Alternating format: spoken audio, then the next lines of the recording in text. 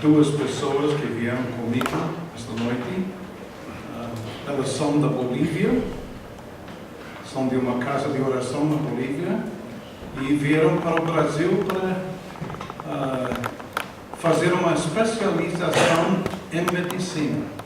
Acredite se quiser, mas as duas são médicas, apesar de parecerem bem mais jovens. Mas são boas-vindas a vocês esta noite também. Nós queremos ver neste primeiro estudo esta noite mais uma das parábolas do Senhor Jesus. Então eu convido vocês a olharem comigo em Mateus capítulo 21.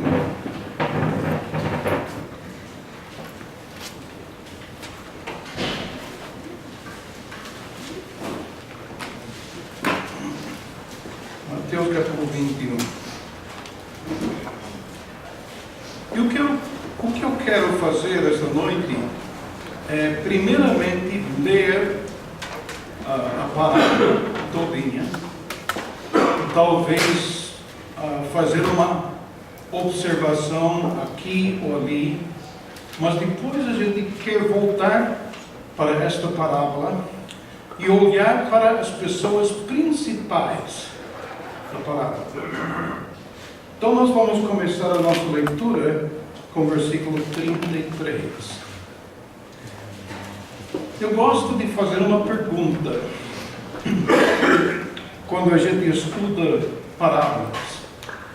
E a pergunta que iria associar a esta parábola é a seguinte: o que estava passando pela cabeça de Deus quando Ele enviou o seu Filho a este mundo? O que estava passando pela cabeça de Deus quando Ele enviou o seu Filho a este mundo? Vamos começar no versículo 33. Atentai noutra parábola. Havia um homem, dono de casa, que plantou uma vinha, cercou-a de uma sebe, construiu nela um lagar, edificou-lhe uma torre e arrendou a uns lavradores. Depois se ausentou do país. Ao tempo da colheita, enviou os seus servos aos lavradores para receber os frutos que lhe tocavam.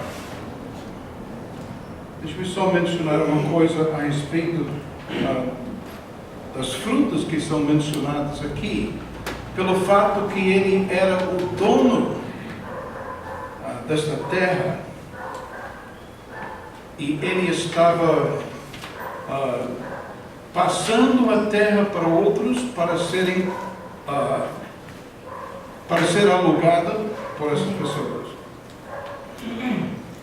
A recompensa que ele recebia de tudo isto era aproximadamente 25% da produção. Às vezes isto era dado de uma só vez, uma vez por ano, às vezes era dada várias vezes ao longo do ano. Mas vamos ver o que aconteceu. Versículo 35. E os lavradores, agarrando os servos, espancaram a um, mataram outro, e outro apedrejaram. Enviou ainda outros servos, em maior número, e trataram-nos da mesma sorte. E por último, enviou-lhes o seu próprio filho, dizendo: a meu filho respeitarão.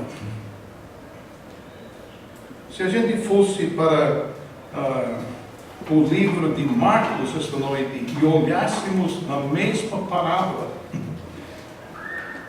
dá a impressão que tudo isto aconteceu durante um bom período de tempo, e são 3 ocasiões diferentes. Mas aqui ele apresenta como algo que acontece logo em seguida. Finalmente, ele manda o seu próprio filho. E numa das traduções, eu creio que isso está certo, se chama o seu amado filho. E isto deve fazer-nos lembrar, por exemplo, do batismo do Senhor Jesus. Quando o céu se abriu, havia uma voz dizendo: "Este é o meu filho amado." A mesma coisa aconteceu no Monte da Transfiguração. "Este é o meu filho." E tem que ouvir. E a implicação em mandar o seu filho é que o trato por parte desses lavradores seria totalmente diferente daquilo que aconteceu quando os servos foram mandados. Mas era só pensamento. E talvez agora você entenda porque eu fiz esta pergunta no princípio da parábola esta noite.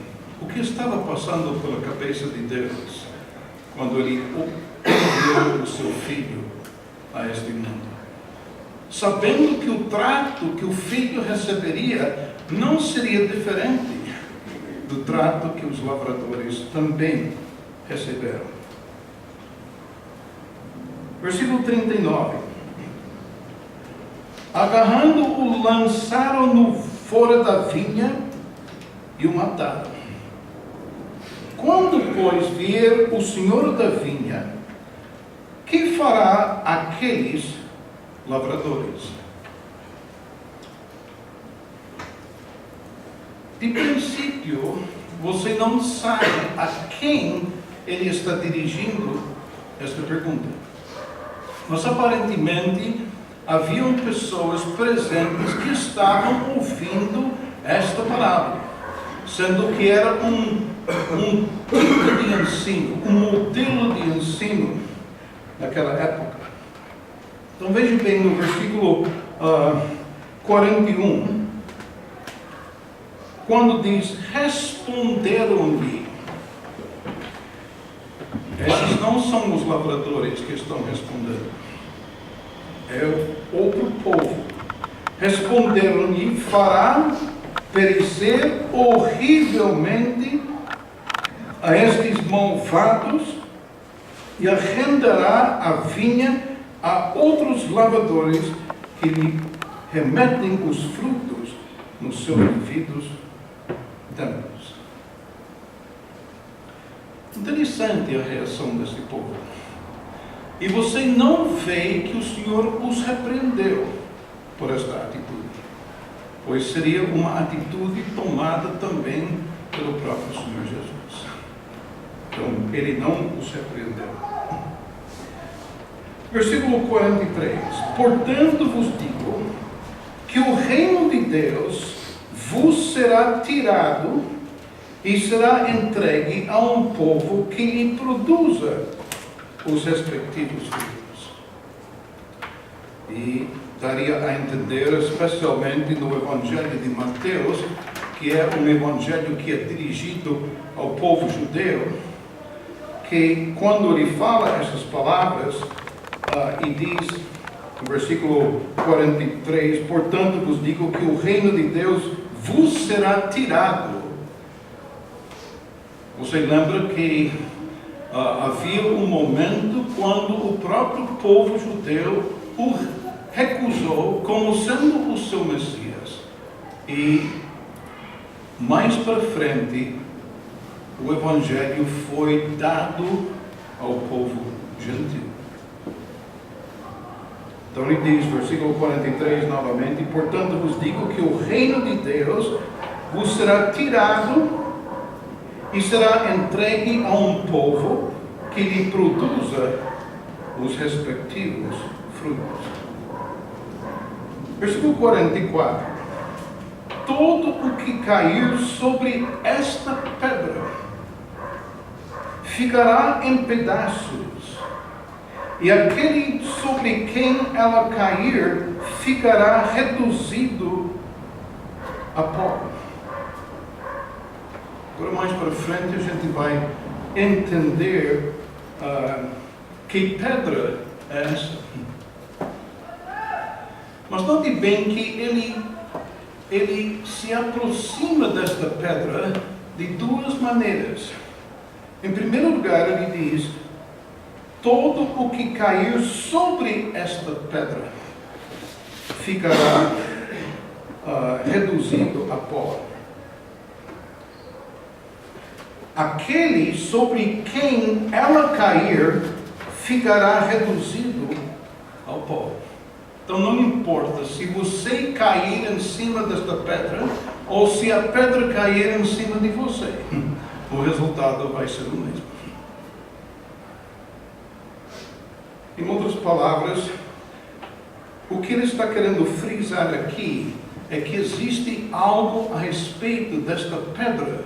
Você não consegue desfazer dela. Você pode desfazer de sua própria pessoa em relação a esta pedra, mas a pedra, nada vai acontecer com ela. Versículo 45. Os principais sacerdotes e os fariseus, ouvindo estas parábolas, entenderam que era a respeito deles que Jesus falava. Mais uma vez, voltando para esta questão de que as parábolas representavam um método de ensino naquela época. As parábolas serviam nesse sentido. Quem estava ouvindo a parábola tinha que ouvir quais são os personagens na história desta parábola e teriam que ficar pensando: quem sou eu nesta parábola? Será que eu sou o dono de casa? Será que eu sou um dos servos? Será que eu sou um dos lavradores? Ou será que eu sou o filho? Eles precisavam prestar atenção, e o tempo todo que estão ouvindo a parábola, eles estão perguntando a si mesmo: quem sou eu nesta parábola?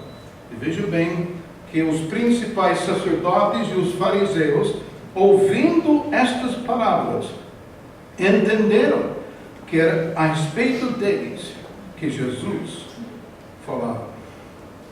Agora vamos para o versículo 46. E enquanto buscassem prendê-lo, temeram as multidões, porque estas o consideravam como profeta. Voltando para o versículo 42.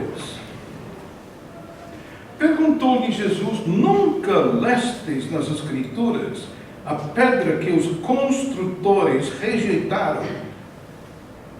Essa veio a ser a principal pedra, angular. Isto procede do Senhor e é maravilhoso em nossos olhos. O que Jesus está citando aqui nesta parábola é justamente o Salmo 118. Era um dos salmos que era cantado pelo povo enquanto eles subiam para Jerusalém para a festividade da Páscoa.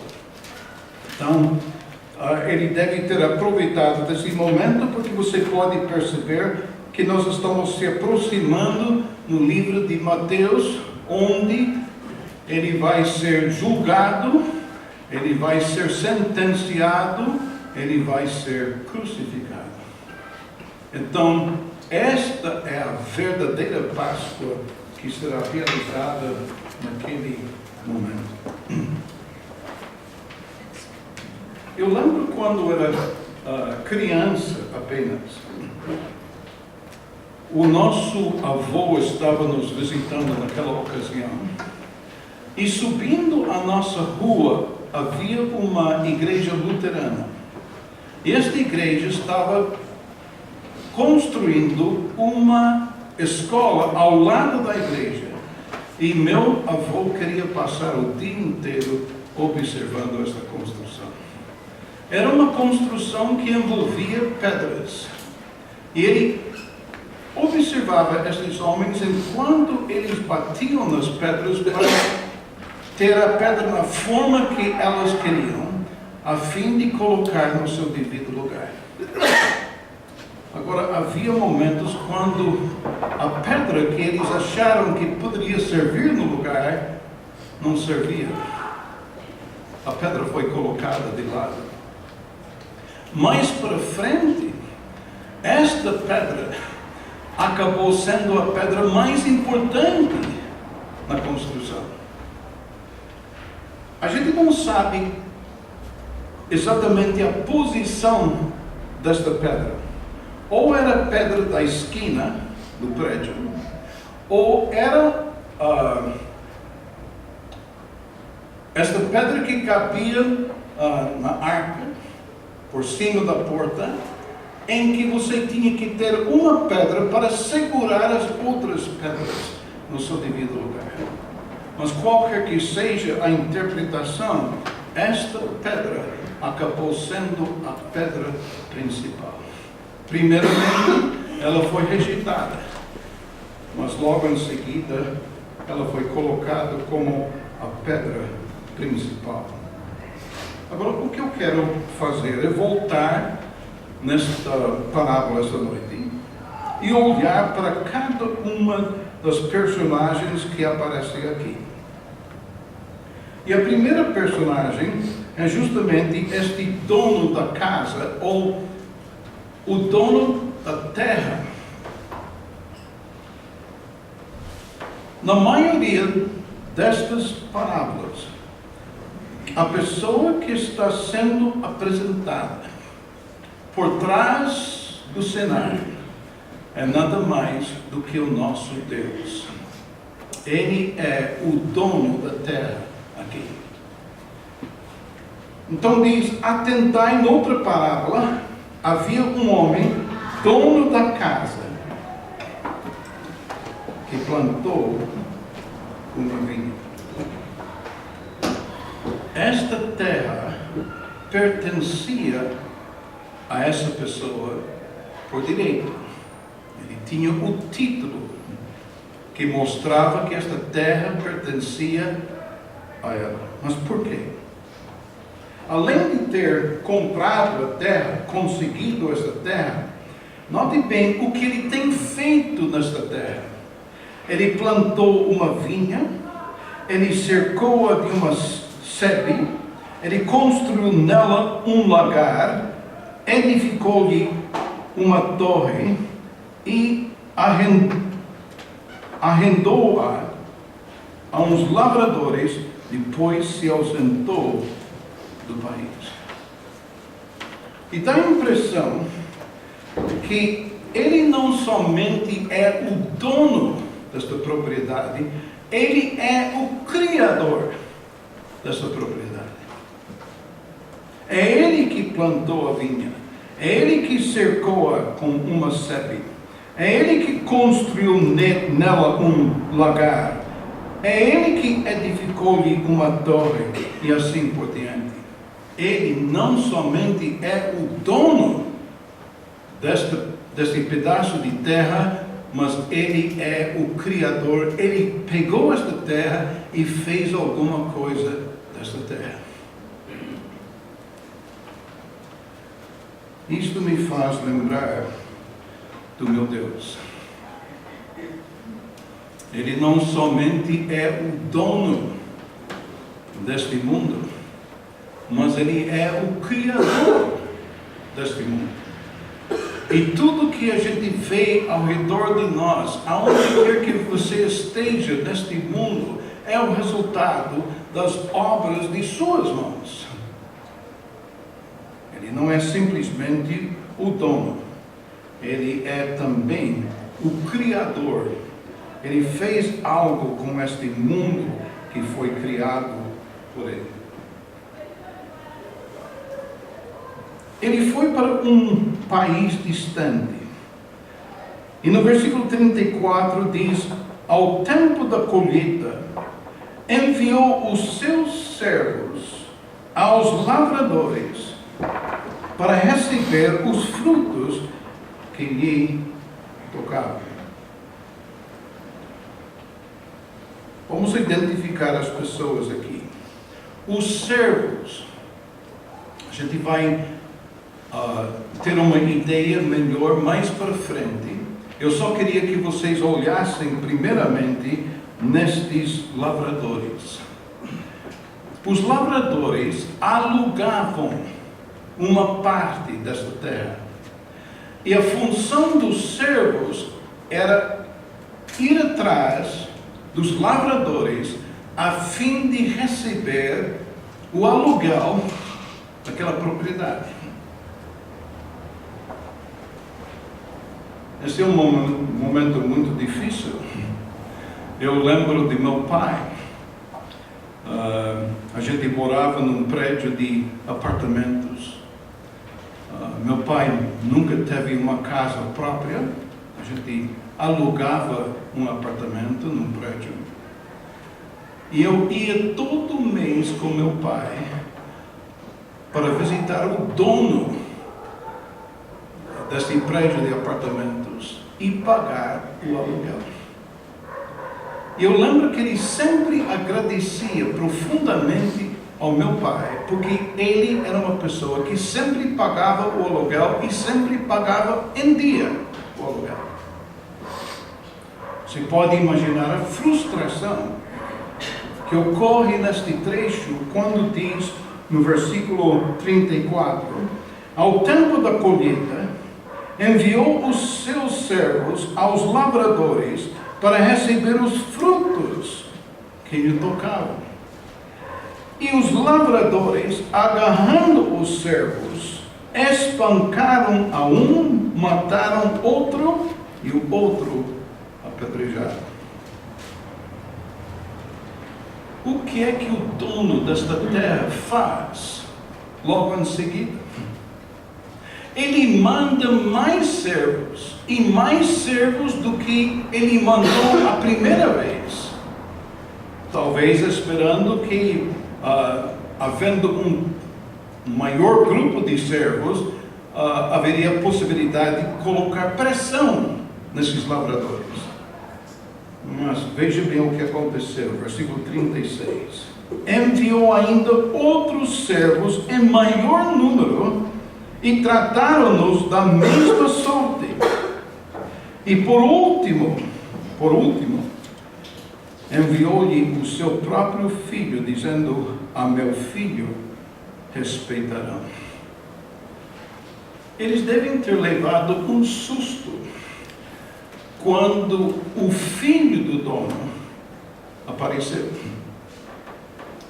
Porque diz a respeito deste dono que uma vez que ele preparou esta terra, alugou a terra a estes lavradores, ele foi para um país distante. As formas de comunicação naquele dia não são como hoje em dia. As notícias não vinham com tanta facilidade. E é bem provável que estes lavradores estavam esperando um momento, não pagando o aluguel, a primeira vez que os servos vieram, e não pagando a segunda vez, mas se livrando destes servos, porque eles esperavam, se ele foi para uma terra longínqua, quem sabe algo tem acontecido com ele, e se a gente permanecer aqui, logo a terra vai ser nossa.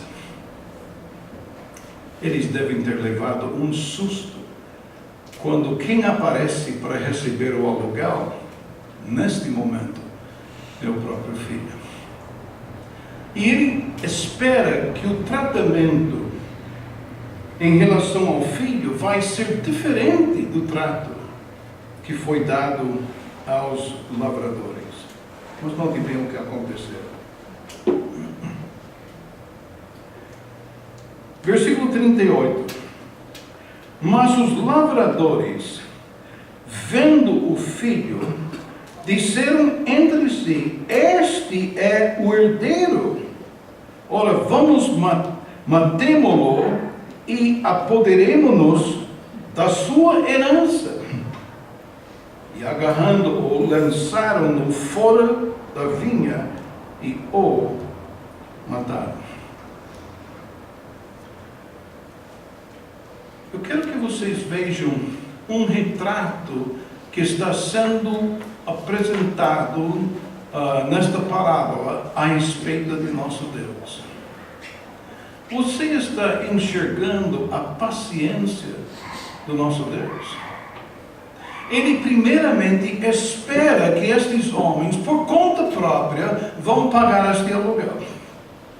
Mas porque não pagam,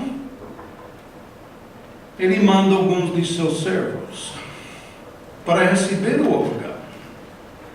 Mas quando esses servos chegam lá, eles são maltratados, eles são mortos. O que acontece logo em seguida? Ele manda mais servos. Em maior número desta vez. Que paciência, não? O que ele esperava em termos de mudança de atitude a segunda vez que ele manda os seus servos? Mas quando os servos chegaram diante desses lavradores, o trato foi o mesmo. Finalmente, este dono da propriedade mandou o seu próprio filho. Veja bem a paciência que este dono tem. Ele quer receber o fruto da sua própria terra, mas ele espera, manda um grupo de servos, manda outro grupo de servos, nada, e finalmente ele decide mandar o seu próprio filho. Mas quando o filho chega, notemos o que está no versículo 40. Quando, pois, vier o... Desculpe, voltando para o versículo 38. Mas os lavradores, vendo o filho, disseram entre si: este é o herdeiro. Ora, vamos matemo-lo e apoderemo-nos da sua herança. E agarrando-o, lançaram-no fora da vinha e o mataram. Quando, pois, vier o senhor da vinha, que fará aqueles lavradores? O que eles vão fazer com o próprio dono da propriedade? E alguém respondeu, parece um grupo de pessoas que responderam. Responderam-lhe no versículo 41, fará perecer horrivelmente a estes malvados e arrendará a vinha a outros lavradores que lhe remetem os frutos nos seus devidos tempos. E mais uma vez, você não vê onde Deus repreende esta colocação que foi feita. O que deveria ser feito ao próprio dono da propriedade quando ele chega em busca de seu aluguel. E eles disseram: olha, fará perecer horrivelmente a estes malvados. É neste momento que passamos para o versículo 42, onde encontramos esta pedra. Mas antes de olhar para a pedra, eu queria que a gente examinasse bem de perto estes servos que foram mandados. Quem são estes servos que foram enviados pelo dono da terra? Eu entendo que estes servos eram os próprios profetas que foram mandados ao longo do tempo do Velho Testamento. Você pode encontrar vários trechos no Velho Testamento onde o nosso Deus estava à procura de frutos entre o seu povo. Mas cada vez que ele mandava um profeta, nada disto foi encontrado. Ele mandava outro profeta, esperando que o trato fosse outro, mas não foi. Mais uma vez, ele não encontra os frutos que ele desejava ver na própria nação de Israel. Olhando para o Velho Testamento, a grande mensagem que foi lançada foi esta: ame o Senhor, seu Deus, de todo o seu coração, de toda a sua alma, de todo o seu intelecto, e assim por diante. Em outras palavras, a nossa responsabilidade é amar a Deus acima de qualquer outra coisa. Isto devia ter sido o principal esforço, a principal reação por parte do povo. Quando a gente chega no profeta Miqueias, talvez alguém possa ler esse versículo para nós. Miqueias, capítulo 6, e versículo 8. Eu vou poupar um pouco a minha voz.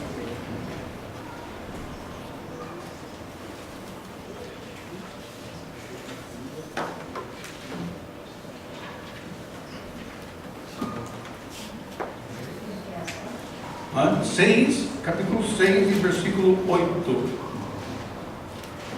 Ele te declarou, ó homem, o que é bom e o que é o que o Senhor pede de ti, que pratiques a justiça e ames a misericórdia e ames humildemente o teu Deus. Estes são os frutos que Deus estava querendo ver entre o seu povo. Que eles estariam agindo com justiça, eles estariam amando a próxima possibilidade de mostrar misericórdia e que eles andariam humildemente perante o seu Deus. E quando você olha na mensagem de cada um dos profetas, era isto que Deus esperava de seu povo. Mas não era isto que eles receberam. Quero que a gente olhe para outro trecho no próprio Evangelho de Mateus. Vamos virar algumas folhas para Mateus capítulo 23 e versículo 37. E esta palavra do Senhor deixa bem claro quem são estes servos. Mateus capítulo 23 e versículo 37. Jerusalém, Jerusalém, que mata a quem? Os profetas. E apedrejas os que te foram enviados. Quantas vezes quis eu reunir os teus filhos, como a galinha ajunta os seus pintinhos debaixo das asas, e vós não o quiseste. Outra vez, manda um profeta após outro, são mortos, são apedrejados, e o Senhor ainda não recebe os frutos que ele tanto desejava de seu povo. Vamos para o livro de Atos. Atos capítulo 7. Estevão, antes de ser morto também, pela mesma razão, ele disse alguma coisa para os líderes religiosos de sua época. Vamos olhar em Atos capítulo 7 e versículo 51.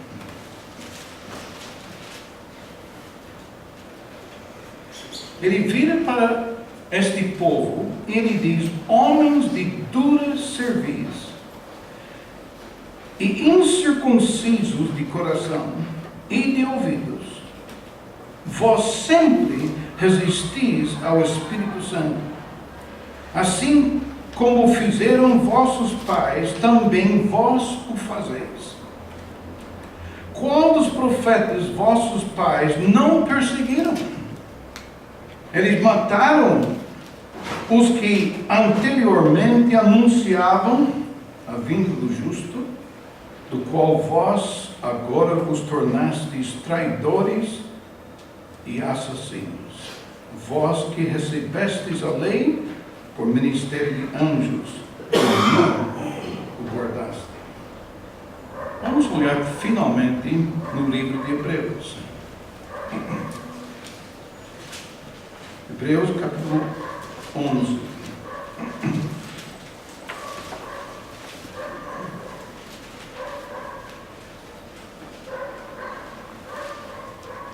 E vamos ler a partir do versículo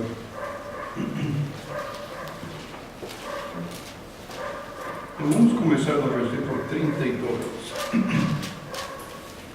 E quem mais direi ainda? Certamente me faltará o tempo necessário para referir o que há de respeito de Gideão, de Baraque, de Sansão, de Jefté, de Davi, de Samuel, dos profetas, os quais, por meio da fé, subjugaram reinos, praticaram a justiça, obtiveram promessas, fecharam bocas de leões. Em outras palavras, estes estavam trazendo os frutos que o dono da terra esperava de seu povo. Versículo 34. Extinguiram a violência do fogo, escaparam ao fio da espada, da fraqueza tiraram força, fizeram-se, poderosos em guerra, puseram em fuga, exércitos de estrangeiros. Mulheres receberam pela ressurreição os seus mortos. Alguns foram torturados, não aceitando o seu resgate, para obterem superior ressurreição. Outros, por sua vez, passaram pela prova de escárnio e açoite, sim, e até de algemas e prisões.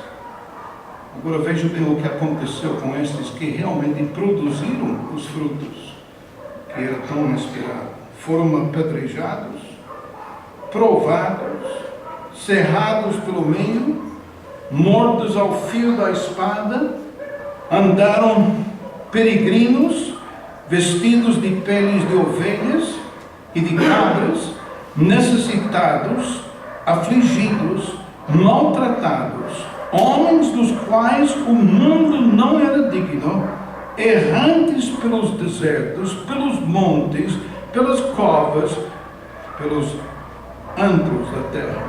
Ora, todos estes que obtiveram bom testemunho por sua fé, não obtiveram, contudo, a concretização da promessa. Pelo menos ainda não. Mas ainda vão receber isso. Vamos voltar para a nossa palavra. Em Mateus capítulo 21. Por fim, depois de terem mandado os seus servos vez após vez, e foram maltratados, foram mortos, ele resolve mandar o seu próprio filho, pensando que o trato que dariam ao filho, pelo menos, seria melhor. Mas não foi isso que aconteceu. Mas veja bem esta atitude. Eu fiz a pergunta quando a gente começou esta noite: o que estava passando pela cabeça de Deus quando Ele mandou o seu filho? Ele sabia que o filho receberia a mesma recepção que os profetas haviam recebido ao longo do Velho Testamento. Então, a pergunta que vem a mim esta noite, sabendo disto, o que estava passando pela cabeça de Deus quando Ele mandou o seu próprio filho. E é justamente neste momento que entra aquele versículo tão conhecido nosso, que Deus amou ao mundo de tal maneira que deu o seu Filho unigênito. É isso que está acontecendo nesta parábola.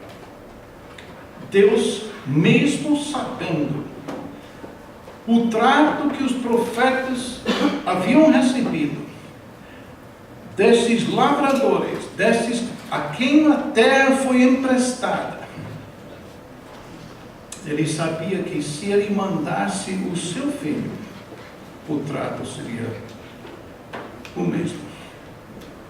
Mesmo assim, Deus amou ao mundo de tal maneira que deu o seu Filho unigênito.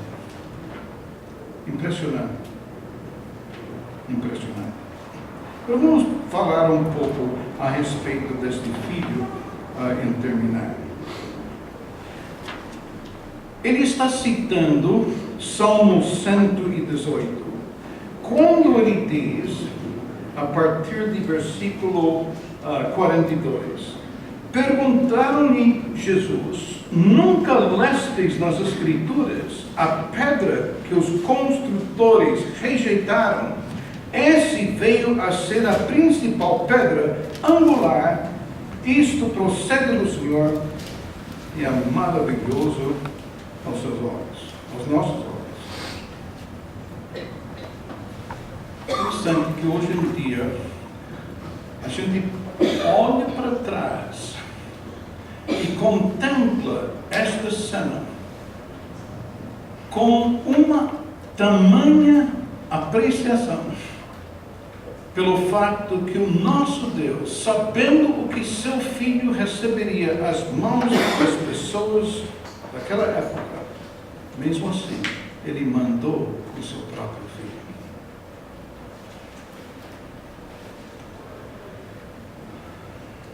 Hoje em dia, a gente olha para trás e a gente concorda com o fim de versículo 42, onde diz: isto procede do Senhor e é maravilhoso aos nossos olhos.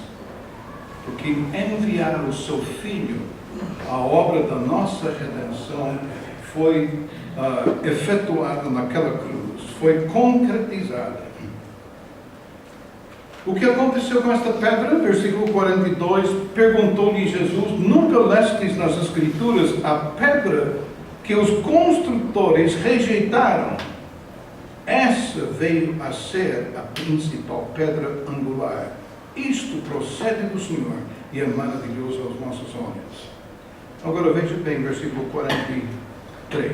Portanto vos digo que o reino de Deus, eu creio que ele está se referindo agora aos que são mencionados no versículo 45, os principais sacerdotes e os fariseus, ouvindo essas palavras. Portanto vos digo que o reino de Deus vos será tirado e será entregue a um povo que lhe produza os respectivos frutos. Depois ele fala uma coisa impressionante a respeito desta pedra. Todo o que cair sobre esta pedra ficará em pedaços, e aquele sobre quem ela, a pedra, cair, ficará reduzido a pó. Eu lembro uma vez, estando em Petrópolis, um dos irmãos tinha um moleiro, e eu fui visitar esse moleiro. Eu vi os vasos que estavam sendo formados. Depois os vasos foram levados para o forno, ficaram lá algum tempo até que ficaram na temperatura certa. Quando elas foram retiradas do forno, essa cerâmica era tão frágil que qualquer movimento errado poderia desfazer, deixar um vaso em simples pó. teria que começar tudo de novo. Aqui ele diz no versículo 44, não importa o que você faz com esta pedra, ou o que a pedra faz com você. Se esta pedra é rejeitada, as consequências são drásticas. Bem, você sabe que eles levaram esta pedra para ser crucificada. Agora, imagina o que esta pedra vai fazer um dia em relação a essas pessoas que o maltrataram, que o rejeitaram, que o crucificaram. O versículo diz assim: todo o que cair sobre esta pedra ficará em pedaços, e aquele sobre quem ela cair ficará reduzido ao pó. Esta manhã eu estava olhando num dos salmos. De fato, vamos olhar só um momentinho para Salmos 16, porque eu acho que existe alguma coisa nesse salmo que nós precisamos perceber, aquele tamanha importância. Salmo 16.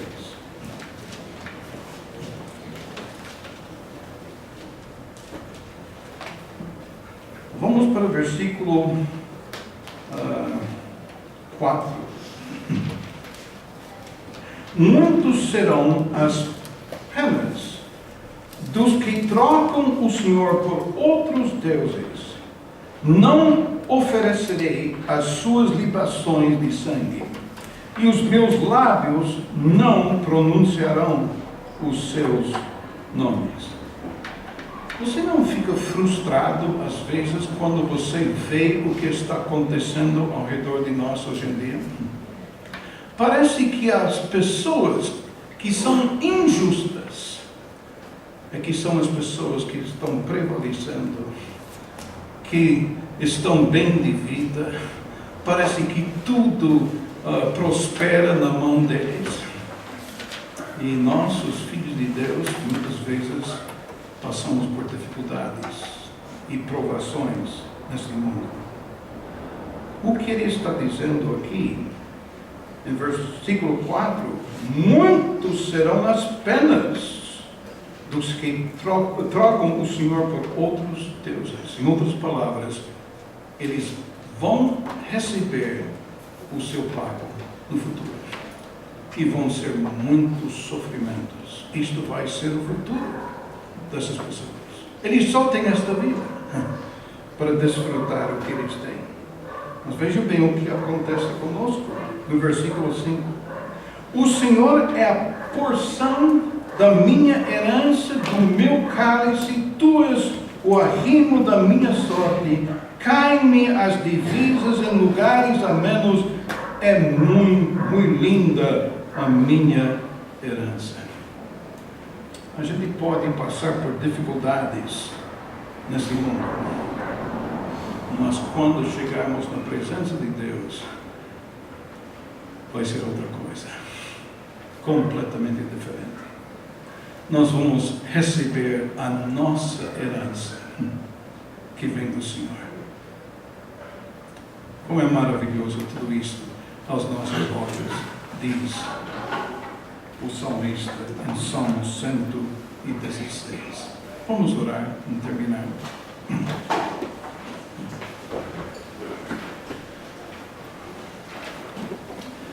Pai, olhamos para estas parábolas hoje em dia com outros olhos, bem diferente das pessoas que ouviram estas parábolas quando elas foram dadas, quando elas foram proferidas e ensinadas. E nós olhamos para trás e percebemos o que aconteceu quando tu, ó Deus, mandaste a este mundo o teu próprio Filho. Porque o Senhor amou ao mundo de tal maneira que deu o seu Filho unigênito, para que todo aquele que nele crê não pereça, mas tenha a vida eterna. Obrigado que apesar do fato que ele foi rejeitado, ele foi crucificado, foi por meio desta morte que nós recebemos a nossa redenção. E agora podemos entender o que o salmista estava dizendo quando ele disse: isto é do Senhor e é agradável aos nossos olhos. Eis a razão porque nós, ó Deus, temos tanto prazer em chegar diante da ceia do Senhor para lembrar desta morte impressionante do nosso Salvador, porque sabemos o que esta morte representou para nós. É coisa maravilhosa que nós temos recebido do Senhor como nossa herança. Obrigado a Deus por ter tido a paciência ao longo do tempo, mandando os seus profetas. Todos eles foram recusados, mas o Senhor finalmente nos mandou o seu Filho. Obrigado por este presente que o Senhor nos deu. E pedimos a tua bênção sobre a nossa contemplação da tua palavra esta noite, em nome de Cristo Jesus.